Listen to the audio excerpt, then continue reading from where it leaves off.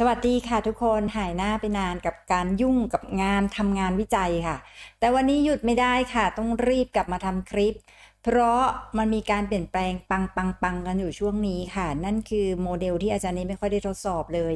Gemini ค่ะได้ข่าวมาตั้งแต่เดือนที่แล้วนะคะเมื่อกลางเดือน December นะคะก่อนจะปีใหม่เนี่ย Gemini ออก Experiment 1206โอ้โหชื่อเรียกยากจริงๆนะคะ Gemini 2.0 Experiment 1206แล้วก็เมื่อวันที่19 มกรานี้ออก Experiment Advance นะคะก็คือปรับจาก1206ซึ่งมันเป็นเบต้ากลับมาเป็น Advance แล้วดังนั้นวันนี้จะมาทดสอบให้ดูค่ะซึ่งแน่นอนตัวนี้เป็นตัวที่คนต้องเสียตังค์นะคะคุณถึงจะใช้ได้นะคะไม่รู้มีใครเสียตังค์ซื้อ Gemini หรือเปล่านะถ้าเสียตังค์บอกอาจารย์ในทีแต่ง่ายๆเลยนะถ้าคุณยังไม่เป็นสมาชิก Gemini นะคุณได้ลองใช้ก่อน1 เดือนฟรีๆเลยดังนั้นไปลองสอยตัวนี้มาทดลองดูค่ะดังนั้นวันนี้อาจารย์จะประชันตัวที่เป็นโปรนะคะเทียบ Gemini ChatGPT และ Claude ค่ะโดยเลือกเอาที่ฉลาดที่สุดมาประชันกันเลยคลิปนี้พลาดไม่ได้เด็ดขาดค่ะ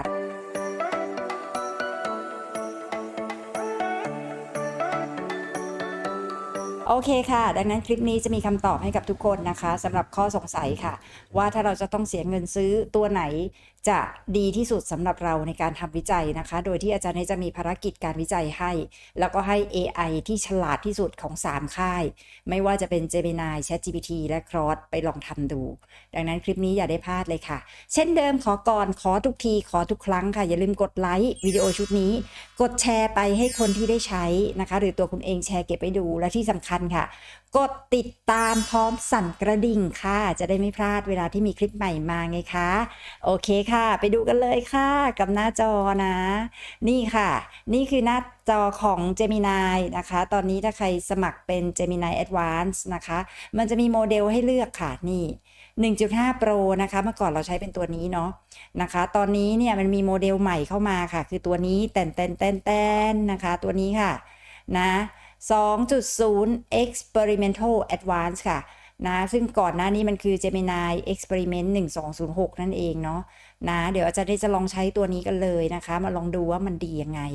นะโอ้โห Gemini ตอนนี้นะคะมันหลายโมเดลให้เลือกมากเลยมีทั้ง 1.5 Pro 1.5 Flat 1.5 Pro with Deep Research นะเพื่อให้ได้ in-depth answer ให้ได้คำตอบลึกๆ 2.0 Flat Experiment แล้วก็ 2.0 Experiment Advance นะคะแต่เดี๋ยวอาจารย์จะอธิบายให้ฟังค่ะทำไมถึงเลือก 2.0 Experiment Advance มันมีที่มาที่ไปนะ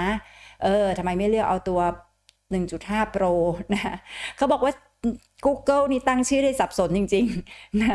ะจนงงนะคะอาจารย์นี่ก็เห็นด้วยนะมีทั้ง Flash มีทั้ง Pro มีทั้ง Experiment เดี๋ยวมาดูกันค่ะทำไมตัวนี้อาจารย์นี่ถึงดึงว่ามันน่าสนใจนี่ค่ะข้อมูลจาก Chatbot Arena นะคะซึ่งเขาจะทำการเปรียบเทียบนะคะ AI แข่งกันนะคะโดยที่มีสกอร์ให้เดี๋ยวลองมาดูผลนะคะแต่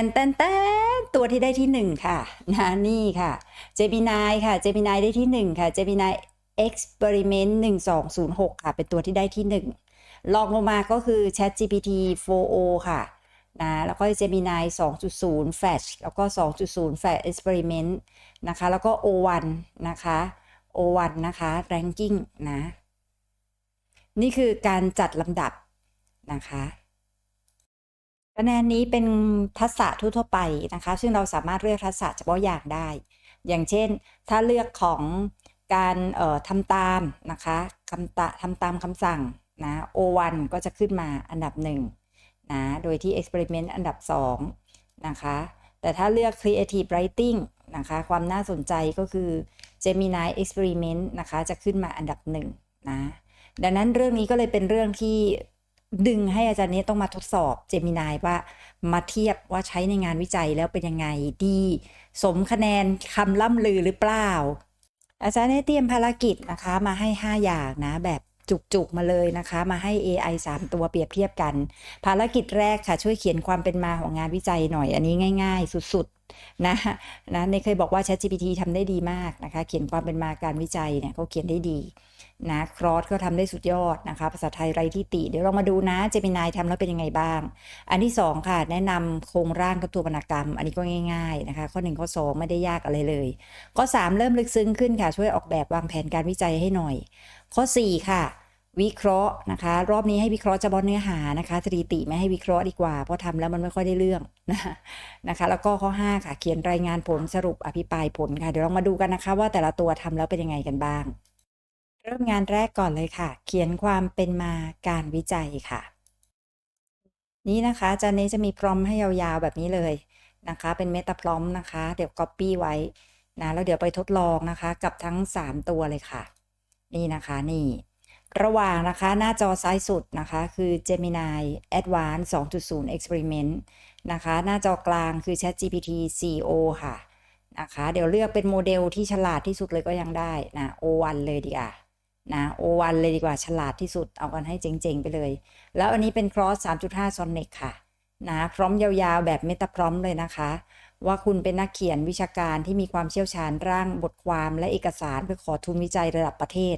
ช่วยร่างบทความเป็นมาการวิจัยเรื่องผลกระทบการเรียนออนไลน์ต่อทักษะทางสังคมของนักศึกษา MBA ในมหาลัยเปิดนะคะเพื่อแสดงถึงความสำคัญนะและความจำเป็นที่จะต้องได้ทุนวิจัยเพื่อขอทุนวิจัยเนี่ยแหละโดยที่บทความมีความยาว500 คำระบุไปเลยนะคะว่าต้องมีบทนำนะมีช่องว่างการวิจัยมีประโยชน์ที่คาดว่าจะได้รับใช้อ้างอิงรูปแบบ APA 7นะคะเดี๋ยวอาจารย์เน่จะมาทำเปรียบเทียบกันแล้วจะสรุปให้ฟังว่าชอบตัวไหนถ้าใครมีเวลาฟังสาธิตไปเรื่อยๆเลยนะคะถ้าใครไม่มีเวลาก็เช่นเดิมค่ะ2 นาทีท้ายเดี๋ยวสรุปให้ฟังเริ่มไปทีละตัวเลยค่ะเจมินายรันแล้วนะคะครอสค่ะบอกเลยพร้อมยาวจริงๆนะคะเรามาดูนะคะเจมินายเขียนเร็วมากเลยค่ะเขียนเร็วมากโอ้โหทุกตัวเขียนได้ยาวหมดค่ะจะสังเกตนะคะอาจารย์ใช้พร้อมยาวนะคะดังนั้นทุกตัวจะเขียนได้ยาวหมดนะคะเจมินายยังต่อได้อีกนะยังไม่เสร็จงานครอสยังไม่เสร็จงานโอ้โหเจมินายไปต่ออีกค่ะครอสจบไปแล้วทุกคนเดี๋ยวมาดูผลกันนะคะเดี๋ยวอาจารย์เทียบผลให้ดูค่ะผลเปรียบเทียบเป็นอย่างนี้นะคะใน Gemini ค่ะถ้าทุกคนดูนะอาจารย์ว่าเขาค่อนข้างทำได้ดีในเรื่องของเวลาเดี๋ยวขยายให้ดูเลยนะคะแล้วก็แต่ภาษาไทยยังมีความแหม่งๆอยู่นะคะถ้าพวกเราลองอ่านดูนะแล้วเวลาทำเนี่ยทำแบบค่อนข้างตรงไปตรงมาเนาะพอสั่งให้ทำช่องว่างการวิจัยทำประโยชน์ที่คาดว่าได้รับก็แบ่งเป็นบล็อกๆเลยนะคะตรงไปตรงมาไปนะเมื่อเปรียบเทียบกับว่าความเป็นมาในการวิจัยถ้าคนที่รู้แพทเทิร์นมันก็จะเขียนยาวๆไปเลยนะคะนี่เขามาแบ่งเป็นบล็อกให้เราแล้วก็ส่วนหนึ่งที่อาจารย์ได้บอกภาษาไทยมันแหม่งๆก็คือว่าเนี่ยนะมันค่อนข้างห้วนๆนะงานวิจัยชิ้นหนึ่งนะแม้จะศึกษาผลกระทบเห็นไหมคะอ่านแล้วมันไม่เป็นประโยคเนาะหรืออย่างเงี้ยค่ะนะเช่นคำว่าเช่นก็ใช้ eg นะภาษาอังกฤษปนไทยนะดังนั้นความรู้สึกอาจารย์นี่คือภาษาไทยยังไม่ค่อ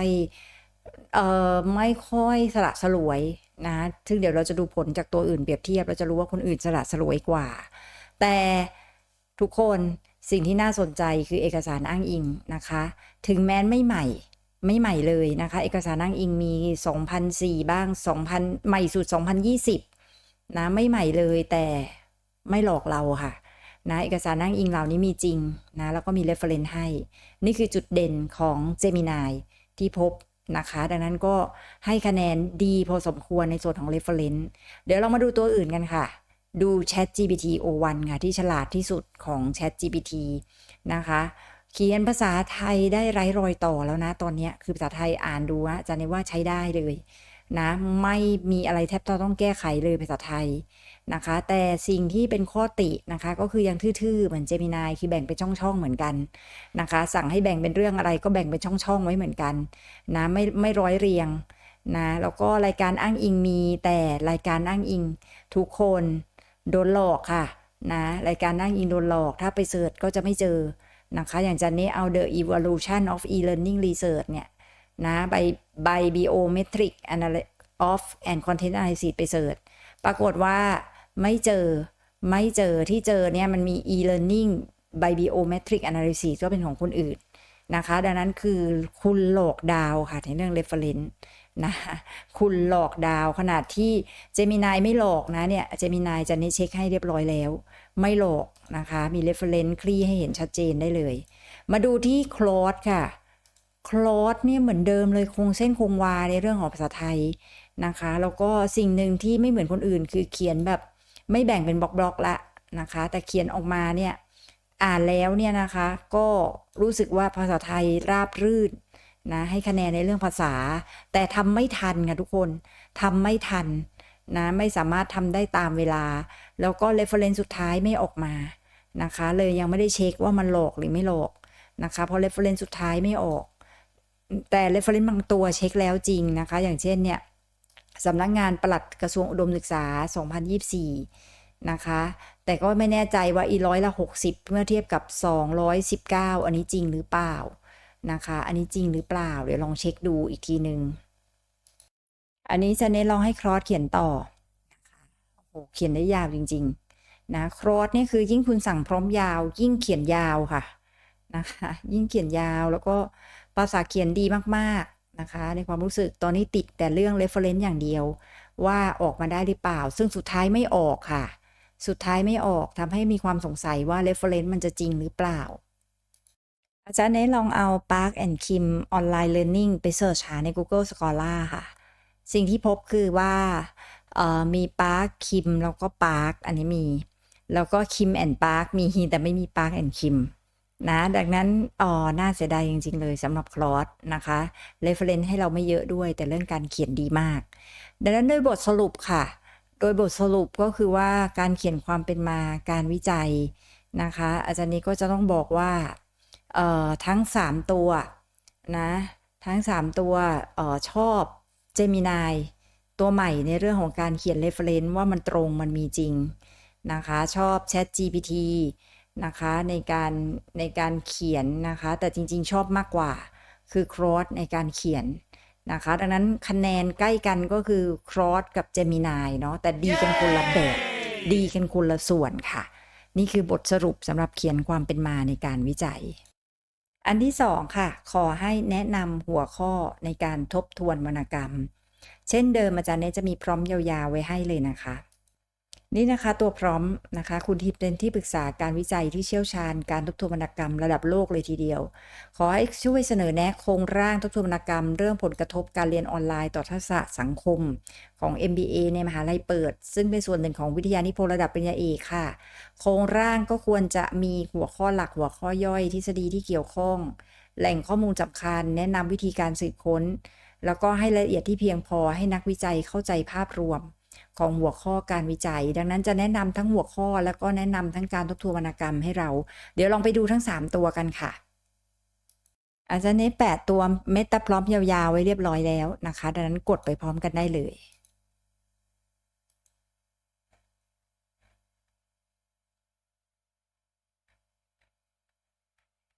เริ่มทำงานแล้วนะคะ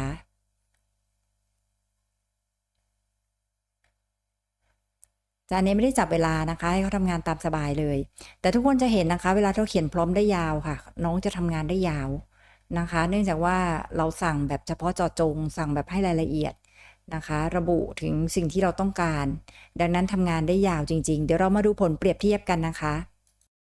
อยากให้ดู Gemini ค่ะนะ Gemini มีจุดเด่นที่น่าสนใจมากๆเลยนะคะในฐานะที่ปรึกษาเรื่องการทบทวนวรรณกรรมนะคะก็ให้บอกโครงร่างนะซึ่งมีบทนำมีทฤษฎีนะคะซึ่งที่ดีบอกเลยว่าให้อธิบายอันนี้แล้วก็วิเคราะห์อันนี้แหล่งข้อมูลอันนี้นะคะโอ้โหบอกรายละเอียดนะแหล่งข้อมูลให้เป็น APA เลยนะซึ่งในเชื่อว่ามีอยู่จริงนะคะเพราะว่าเป็นที่เราคุ้นหูกันนะข้อมูลพวกนี้นะแล้วก็เราก็รู้สึกว่าละเอียดดีแฮะละเอียดดีนะให้แหล่งข้อมูลถึงแม้ว่าแหล่งข้อมูลจะเก่าสักนิดนึงนะคะแต่ก็เป็นแหล่งข้อมูลที่ Gemini เข้าถึงนะแล้วก็รู้สึกว่าเขาค่อนข้างให้รายละเอียดพอสมควรแล้วก็ส่วนผลกระทบก็ให้วิเคราะห์ความและสังเคราะห์ข้อมูลสรุปข้อเสนอแนะให้คำค้นมาเห็นไหมคะคำค้นที่เราจะต้องไปค้นต่อฐานข้อมูลที่แนะนำกลยุทธ์ในการสืบค้นแล้วก็บทสรุปนะนี่คือสิ่งที่ Gemini ให้นะทำได้ดีทีเดียวเลยชื่นชอบเลยมาดูที่ GPT-4o ค่ะโอ้โหไม่เลวเลยนะเมื่อกี้นั่งอ่านละนะสิ่งที่ 4o ให้พวกเรานะคะก็คล้ายๆ Gemini เลยบอกเลยบทนำจะต้องมีอะไรบ้างนะคะแหล่งข้อมูลสำคัญ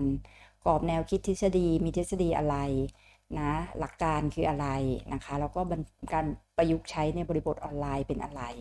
แต่ไม่ได้ให้ APA เต็มเหมือน Gemini แต่ก็ให้ APA ที่เป็น Citation Index มานะคะอย่าง Garrison Anderson เนี่ย2003 มานะคะดังนั้นเป็นฐานข้อมูลนะคะไม่ใหม่เนาะไม่ใหม่นะอันที่ใหม่ก็ไม่แน่ใจนะอาจจะไม่ตรงนะคะเพราะใช้คำว่าเช่นเนาะนะคะแต่ก็ถือว่าให้รายละเอียดพอสมควรนะแล้วก็พูดถึงเรื่องของการทำงานร่วมกันอะไรพวกนี้นะคะแล้วก็รีวิวการเรียนรู้ในมหาลัยเปิดบทบาทผู้สอนนะคะแหล่งข้อมูลควรจะเอาจากไหนแต่แหล่งข้อมูลจะลอยๆกว่านะคะลอยๆกว่า Gemini เนาะก็ให้แบบเหมือนเราไปเสิร์ชต่อเองเพราะเขาไม่ใช่สายค้นเนาะนะคะแล้วก็สรุปแนวทางในการสืบค้นเพิ่มเติมเช่นเดียวกันนะคะให้คีย์เวิร์ดแล้วก็บูลลีนมาว่าต้องเชื่อมด้วย and or ยังไงแล้วก็ควรจะไปค้นที่ไหนบ้างก็น่าสนใจค่ะถือว่าทำได้ดีมาดูที่พี่ครอสค่ะ พี่ครอสนะคะทำได้สั้นนะก็บอกเลยว่าควรจะทำให้มันแต่หัวข้อนะคะแล้วก็ฐานข้อมูลแล้วก็คำค้นเชื่อมด้วยบูลีนมายังไงนะคะถือว่าน้อยที่สุดนะเมื่อเทียบกับคนอื่นเขาเนาะดังนั้นอันเนี้ยให้คะแนนกับ Gemini กับ Chat GPT 4 O1 ค่ะนะให้คะแนนกับ2อันนี้นะคะค่อนข้างfavor ไปทาง Gemini ค่ะบอกตรงๆนะเพราะรู้สึกว่าละเอียดดีเดี๋ยวมาดูงานต่อไปกันเลยค่ะออกแบบและวางแผนการวิจัยค่ะภารกิจนี้ต้องแนะนำนะคะการ methodology ให้เราเดี๋ยวลองมาดูกันนะว่าจะเป็นยังไงบ้างเช่นเดิมนะคะก็จะมีพร้อมยาวๆแบบนี้นะที่เป็นเมตาพร้อมในรูปแบบพาร์ทนะคะถ้าใครสนใจเรื่องพาร์ทเดี๋ยวทิ้งการ์ดไว้ให้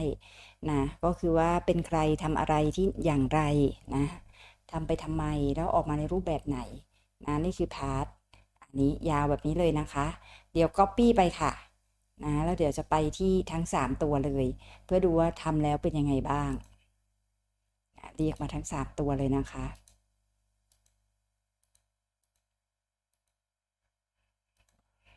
โอเคค่ะใส่พร้อมได้เลยนะคะใส่พร้อมเลยแล้วเดี๋ยวทำพร้อมกันไปเลยค่ะ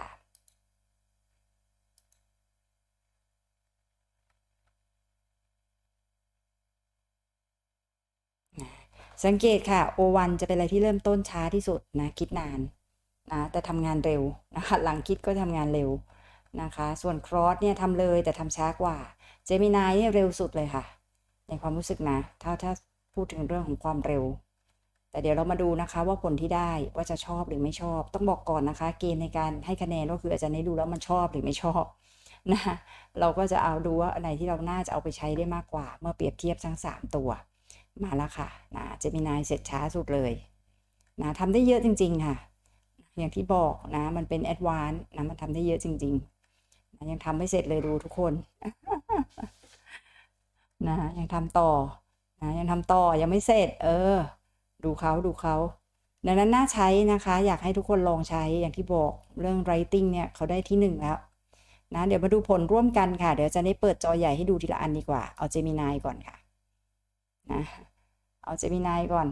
พอเปิดจอใหญ่ต้องคลิกไปด้านล่างนิดนึงทุกคนอย่าเพิ่งเวียนหัวนะนี่นะคะแผนการวิจัยค่ะมีวัตถุประสงค์การวิจัยให้ประชากรกลุ่มตัวอย่างมีให้นะคะนะแล้วก็เลือกแบบเจาะจงนะโดยกำหนดเกณฑ์นะคะเนาะแล้วก็เป็นกลุ่มตัวอย่าง100 คนเรียนออนไลน์50ปกติ50นะแล้วก็บอกเหตุผลในการเลือกแบบเจาะจงนะคะเครื่องมือวิจัยใช้ quantitative นะคะแล้วก็รู้สึกว่าเลือกกลุ่มตัวอย่างน้อยไปหน่อยอาจจะเป็นเพราะว่ากำหนดไว้ว่ามีงบแค่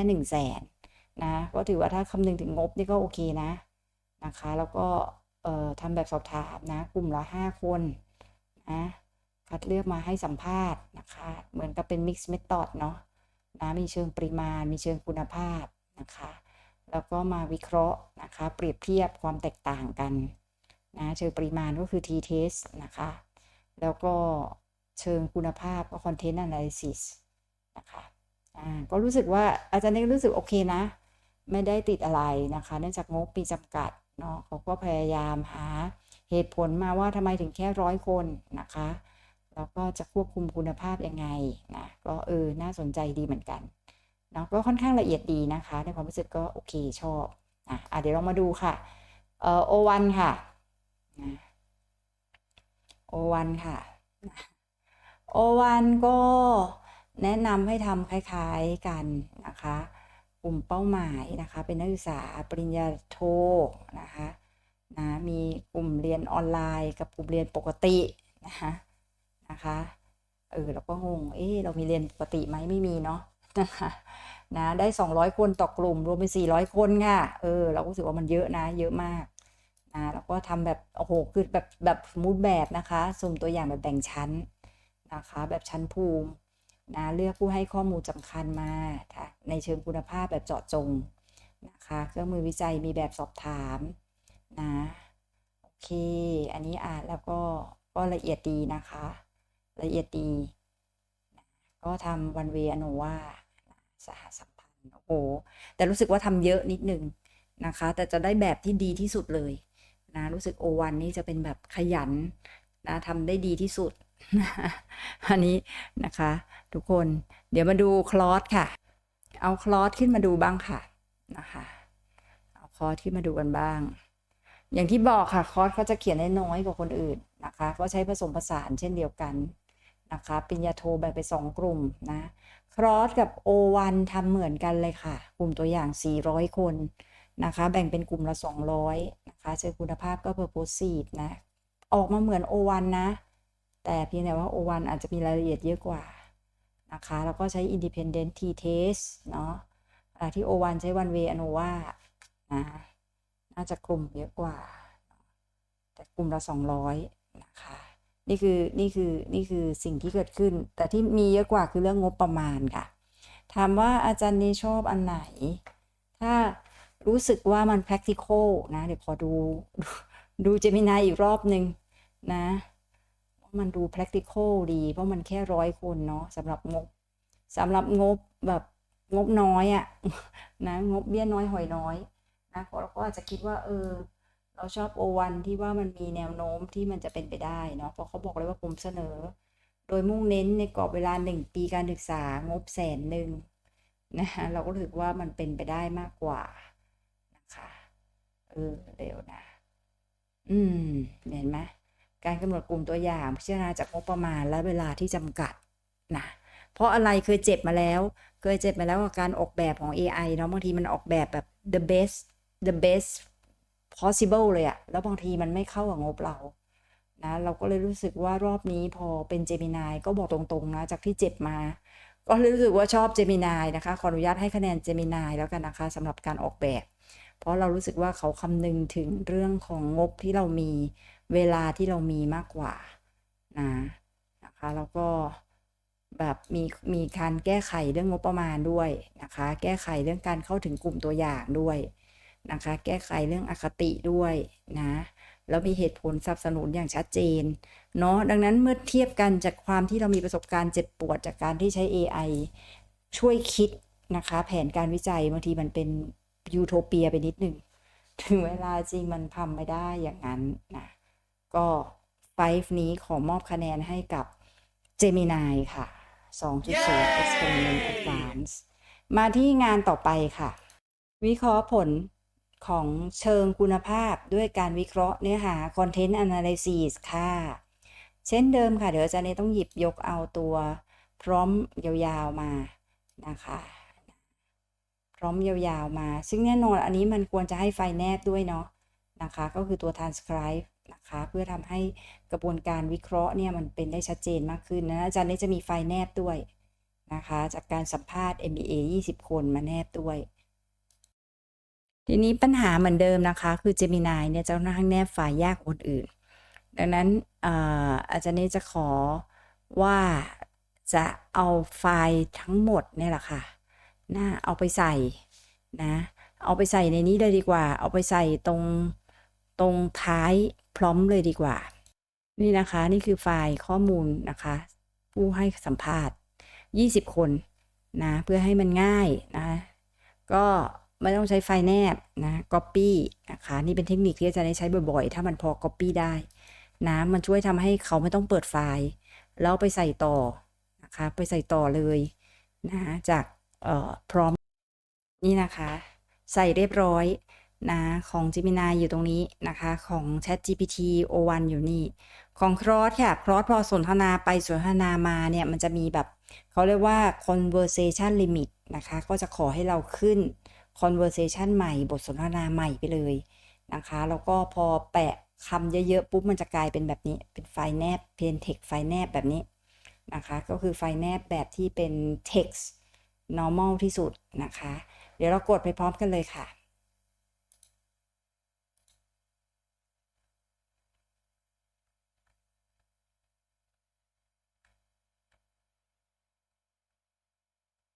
ทั้ง3ตัวก็ทำไปพร้อมกันเลยนะคะเดี๋ยวเรามาดูผลของทั้ง3ตัวกันนะคะว่าอาจารย์นี้จะคิดว่าผลแบบไหนจะเหมาะที่สุดนะคะโอ้เจมินายก็น่าสนใจต้องบอกว่าของ Gemini เนี่ยเอามาทดสอบไม่บ่อยนะคะพอตัว Advanced ออกมาก็เลยแบบเราก็รู้สึกว่ามาลองทดสอบดูก็ได้ผลอะไรแปลกใหม่อยู่เหมือนกันเดี๋ยวเรามาดูกันนะคะอันนี้ผลของ Gemini ค่ะผลของ Gemini ขอเลื่อนลงมานิดหนึ่งนี่ค่ะทำได้เยอะมากเลยนะคะแล้วก็เป็นผู้ชายด้วยนะคะ Gemini ผมขออธิบายขั้นตอนการวิเคราะห์ข้อมูลนะคะสร้างรหัสเริ่มต้นตั้งชื่อนะคะตัวอย่างรหัสที่อาจพบนะนี่เขาก็บอกมาว่ามีรหัสอะไรที่จะพบบ้างนะคะก็การปรับปรุงจัดการแก้ไขรหัสจัดกลุ่มข้อมูลกรอบแนวคิดทฤษฎีแล้วก็ตัวอย่างการจัดกลุ่มนะแต่แค่งงมันเป็นตารางแบบนี้ทุกคนอันนี้เป็นอันที่อาจารย์งงนิดนึงนะคะอาจจะไม่คุ้นกับ Gemini เนาะแล้วก็การตีความผลนำเสนอผลลัพธ์นะคะแนะนำซอฟต์แวร์นะตรวจสอบความน่าเชื่อถือนะคะอันนี้ก็คือ Gemini เนาะก็โอเคแต่ว่าเพียงแต่ว่าแค่มันเป็นตัวอย่างซะส่วนใหญ่นะคะเดี๋ยวเรามาดู GPT 4o GPT O1 ค่ะว่าเป็นยังไงบ้างก็ออกมาได้ยาวมากเลยค่ะออกมาได้ยาวมากนะคะก็แนะนำตั้งแต่อ่านข้อมูลซ้ำระบุวลีตัวอย่างรหัสที่อาจพบนะคะนะก็พูดถึงรหัสที่พบปรับปรุงจัดการรหัสว่าควรจะทำยังไงจัดกลุ่มข้อมูลก็คือแนะนำเรานะคะแล้วก็มีตัวอย่างการจัดกลุ่มกรอบแนวคิดทฤษฎีนะคะแล้วก็หมวดหมู่การจัดนะคะแล้วก็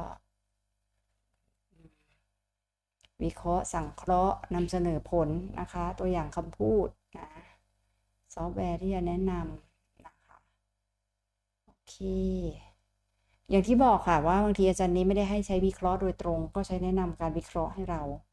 นะคะก็รู้สึกว่าO1ก็ทำได้ดีค่ะทำได้ดีเลยเดี๋ยวมาดูคลอสเช่นเดิมนะคะทำได้สั้นขึ้นมาสักนิดหนึ่งนะแล้วก็มีการพูดถึงจัดรหัสวิเคราะห์ความถี่จัดธีมนะคะแต่ค่อนข้างสั้นกระชับไปนิดนึงนะเมื่อเทียบกับตัวอื่นนะคะผลออกมาค่อนข้างสั้นไปนิดนึงนะดังนั้นถ้าโดยเปรียบเทียบกันแล้วนะคะโดยเปรียบเทียบกันแล้วนะอาจารย์นี้ก็เทใจไปทาง Gemini อีกเหมือนกันนะคะเพราะว่าคนดูค่อนข้างละเอียดกว่าถึงแม้ว่าตารางบางอันเราจะไม่ค่อยเข้าใจเขาแต่ว่าเขาค่อนข้างทำออกมาได้เห็นชัดเจนนะใกล้เคียงนะคะกับ Chat GPT O1 เนาะจริงๆแล้วก็บอกว่าได้ทั้ง2ตัวนี่แหละ Gemini บวก Chat GPT O1 นะอันนี้รู้สึกว่าชอบใจนะให้10กะโหลกนะสำหรับเรื่องนี้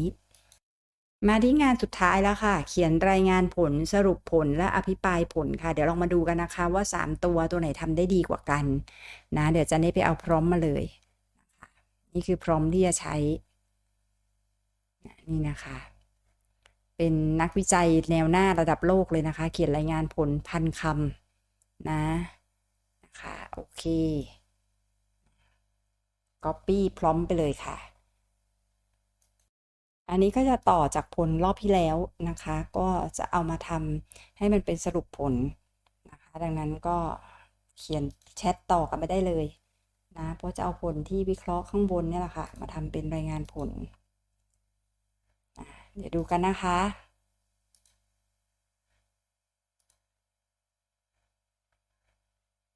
เป็นภาษาอังกฤษค่ะรอบนี้1,000 words 1,000 words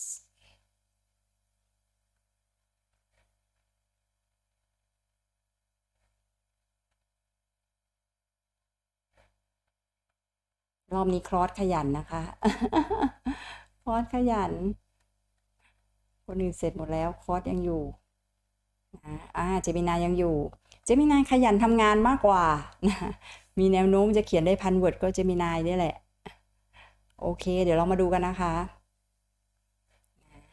เวลาขยายของเจมินายนี่มันจะเลื่อนขึ้นมาข้างบนทุกรอบเลย เดี๋ยวดูกันนะคะ โอ้โห มี abstract มี keyword นะโอ้สวยหรูนะคะ มี introduction นะ มี reference ด้วยนะ ตามที่ request นะคะ methodology นะแล้วก็มีquanti นะ finding ต่างๆนะคะ ดูสวยหรูหราหมาเห่านะนี่คือสิ่งที่ได้จากเจมินายนะคะโอเคโอ้ได้คำเยอะมาก ได้คำเยอะมากค่ะ แล้วก็ reference จริงนะโอ้อันนี้ชื่นชอบตรงนี้มากเลย เดี๋ยวลองไปดู Chat GPT ค่ะนะ Chat GPT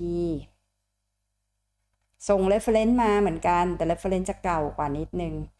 นะคะแล้วก็งานบอกว่าต้องไปเตรียมนำเสนอในต่างประเทศเนาะนะคะก็ดูเหมือนว่า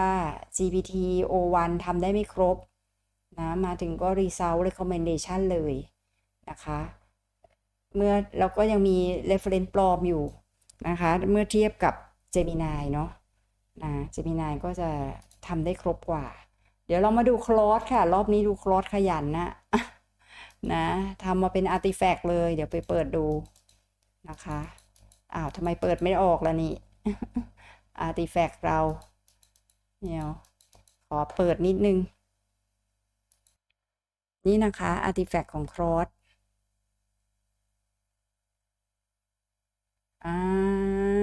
ดีมากนะคะครอสทำได้ดีค่ะนะแล้วก็เขียนได้ดีนะคะนะมี reference มาด้วยนะคะขอเช็คนิดนึง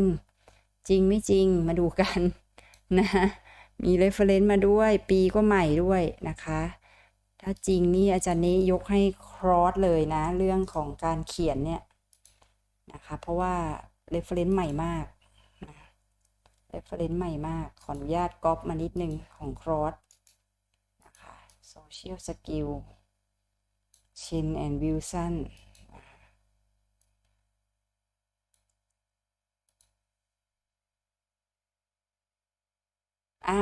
ไม่มีค่ะทุกคนไม่มี social skill development ไม่มีค่ะขออีกอันนึงทอมสันน่าจะไม่มีเหมือนกันเพราะมันใหม่เหลือเกินนี่คือหลอนนะคะนี่คือหลอนหลอนค่ะดังนั้นของครอสเสียดายนะคะเขียนได้ดีเลยแต่หลอนตอนช่วง reference นะดังนั้นรอบนี้นะคะเช่นเดิมนะคะอาจารย์นี้ก็จะให้คะแนนไปกับ Gemini ค่ะ เดี๋ยวมาสรุปผลกันค่ะนี่คือสรุป2 นาทีสุดท้ายค่ะจากงานที่เราสามารถให้ AI ช่วยเราได้นะคะเดี๋ยวเรามาดูกันนะคะว่าแต่ละตัวเนี่ยส่งผลยังไงบ้างเมื่อประชันกัน3ตัวค่ะเขียนความเป็นมาการวิจัยค่ะนี่เคยบอกว่างานนี้เป็นงานที่ AI ทำได้ดียกเว้นเรื่อง reference นะคะตอนนี้นะคะ AI ตัวที่ทำได้ดีที่สุดก็คือ Claude 3.5 Sonnet นั่นเองแต่อย่างไรก็ตามค่ะ Gemini นะทำได้ดีใกล้เคียงขึ้นมาแล้วแถมได้ reference จริงๆตัวจริงๆออกมาด้วยที่ไม่หลอกเรานะคะดังนั้นถือว่าให้คะแนนทั้ง Gemini 2.0 แล้วก็ Claude 3.5 Sonnet ค่ะพอแนะนำหัวข้อทบทวนวรรณกรรมนะคะ Gemini ก็แนะนำได้ละเอียดมากพอๆกันกับ ChatGPT O1 เลยค่ะให้คะแนนทั้งคู่นะคะแนะนำได้ละเอียดดีจริงๆเลยนะแล้วก็มีแนวคิดทฤษฎีต่างๆเช่นเดิมค่ะ Gemini นะคะโดดเด่นด้วยการที่มี reference จริงๆให้เรานะคะโดยที่ไม่หลอกเรานะคะนี่โดดเด่นค่ะ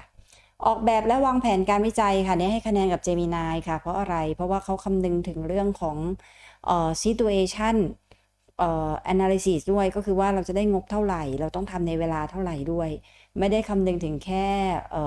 การออกแบบที่ดีที่สุดนะคะดังนั้นก็แนะนำถ้าจะทำนะคะหัวข้อนี้ก็ให้เทียบกันกับ ChatGPT เลยก็คือ ChatGPT คือหัวข้อที่ดีที่สุด Claude 35คือวิธีการวิจัยที่ดีที่สุดนะคะแต่ Gemini คือที่มันเป็นไปได้ที่สุดนะคะอาจารย์นี้ก็เลยให้คะแนนกับ Gemini ค่ะนะเพราะ100,000 บาทเองมีเวลาทำแค่ปีเดียวเอง Gemini แนะนำออกมาได้ดูว่ามัน practical อ่ะมาดูที่วิเคราะห์ผลค่ะในเลือกเฉพาะ content analysis นะทุกคนนะคะก็ให้คะแนนกับ Gemini กับ ChatGPT O1 ค่ะนะแต่ว่าที่ไม่ชอบใน Gemini ก็คือเรื่องของการแนบไฟล์อ่ะมันแนบได้ไม่กี่แบบอะแนบได้แต่รูปไม่งั้นก็เอาไปใส่ Google Drive นะทุกคนต้องแก้ปัญหาตรงนี้กันนิดนึงนะคะส่วน ChatGPT เนี่ยก็ทำได้ดีนะคะแต่เรารู้สึกว่าตัว 2.0 Gemini มันละเอียดกว่านะชอบของใหม่ว่างั้นเถอะ มาที่เขียนรายงานผลสรุปผลและอภิปรายผลเช่นเดียวกันค่ะมอบคะแนนให้กับ Gemini 2.0 Experiment ค่ะเป็นยังไงบ้างคะทุกคนดังนั้นสิ่งที่อาจารย์เนพอจะให้คำตอบได้หลังจากประชันกัน3ตัวนะแบบ5ภารกิจจุกๆกันเลยก็คือว่า Gemini 2.0 Experiment น่าใช้มากนะคะสำหรับการวิจัยนะเพราะนะเขาตอบได้ยาวจริงๆนะเหมือนกับให้โทเก้นเราเยอะตอบได้ยาวมากๆนะทำงานหนักหน่วงดีจริงๆแล้วก็นอกจากนี้นะคะยังสามารถให้ reference ที่เป็นจริงๆได้แต่ว่ามันไม่ใหม่ก็คือต้องต่ำกว่าปี 2020 ลงไปนะคะก็ย้อนหลังไป5 ปีอะนะดังนั้นก็อย่างน้อยก็ยังดีกว่าหลอกเราเนาะนะคะนี่คือข้อดีค่ะแต่ข้อเสียอย่างหนึ่งคือเรื่องไฟล์แนบค่ะที่อาจารย์นี่ไม่ค่อยชอบใน Gemini เป็นส่วนตัวนะเพราะเราไม่ได้ใช้ Google Drive เราใช้ OneDrive เนาะมันก็เลยต้องกลายเป็นเราต้องคอยไปแนบใส่ Google Drive นะก็ไม่แน่ใจว่าอ่านหรือไม่อ่านอีกหรือที่แน่ๆเลยอาจารย์นี่ก็ต้องมาทำเป็นภาพหรือไม่ก็ใส่ไว้ใต้แชทเพื่อให้มั่นใจว่า Gemini อ่านแน่ๆนะคะก็ฝากไว้สำหรับทุกคนนะคะถ้าชอบนะคะก็อย่าลืมนะคะกดแชร์ไปนะแล้วก็ถ้ามีหัวข้อไหนอยากจะฟังอีกบอกอาจารย์นี้มานะคะจะทำให้รอบนี้ก็มาทำให้แบบทั้งที่ฝ่างานยุ่งๆมาทำเลยค่ะหวังว่าจะเป็นประโยชน์กับทุกคนนะคะเอา AI ตัวที่ต้องเสียเงินตัวไหนดีนะคะคลิปนี้ก็เป็นคำตอบให้แล้วค่ะแล้วก็ตัวใหม่น้องใหม่ Gemini 2.0 Experiment น่าใช้นะคะอยากให้ไปลองกันดูค่ะอาจารย์เนก็ลองใช้อยู่เช่นเดียวกันค่ะ